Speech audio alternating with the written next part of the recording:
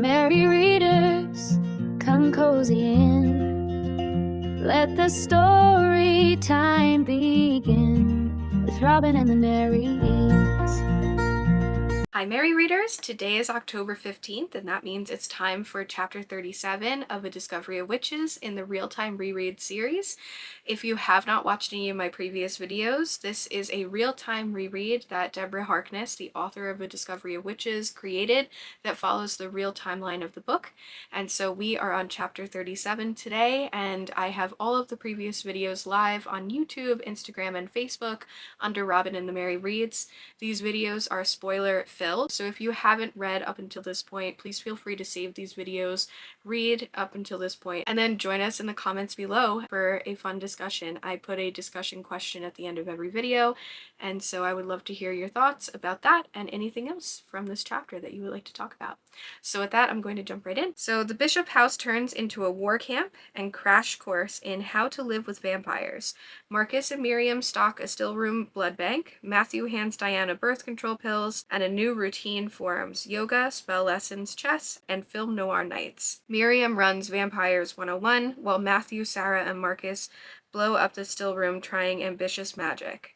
Tensions flare as Matthew appoints Marcus Marshal of the Knights of Lazarus, an actual wartime role, and hints at raising banners. Diana struggles with precise spellwork and accidentally micro-time walks to the orchard. At twilight, play turns deadly. Juliette, who is Gerbert's creation and Matthew's past, stalks them in the woods. She toys, mimics, then tears Matthew's throat and punches for his heart. Diana unleashes Witchfire and Witchwind, burning Juliette to cinders, but Matthew is dying. With Marcus racing in and the aunts arriving, Diana calls the goddess, cuts her own arm, and forces Matthew to drink. He resists, then takes her throat.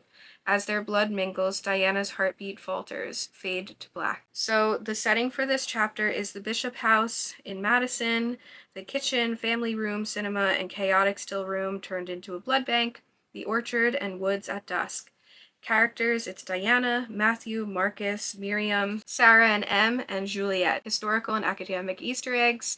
We have the feudal titles in a modern war. We have apothecary and stillroom culture, and we have lexicon love, archaic smoored, banking of fire, Miriam's 7-letter flex. Magic watch, we have the micro time walking, Witchfire and Witchwind, and the goddesses triad. Maiden, Huntress, and Crone appear. Mood and tone, it's domestic, funny, and warm, until it's feral, frantic, and sacrificial, a chapter that snaps from family sitcom to gothic tragedy. Symbols and details, we have pack behavior, games, blood and fire, and knives. Romance watch, teasing, kissing behind the fridge, a kiss demanded at knife point, a blood vow at the throat. Their intimacy becomes weapon and salvation. Overall vibe and chapter strength, this is domestic tapestry torn by destiny, cozy ensemble storytelling detonated by a perfect villain entrance and a mythical sacrifice. Foreshadowing, we have Marcus's Marshal role seeds his future leadership arc and tension with Baldwin. Diana's imprecision with spells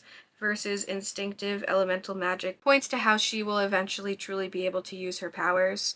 The goddess bargain has a cost. Note the exact phrasing and who witnessed it. Juliette's mimicry paired with Gerbert's design hint of vampiric witch obsession with bloodlines and control. So my discussion question for this chapter is, would you make Diana's bargain, offer your blood and fate to save the person you love, knowing the goddess always collects? So I'd love to hear your thoughts on this, and with that I will see you on October 20th for our next chapter. Bye! So merry readers, close your eyes. Let the stories lift and rise.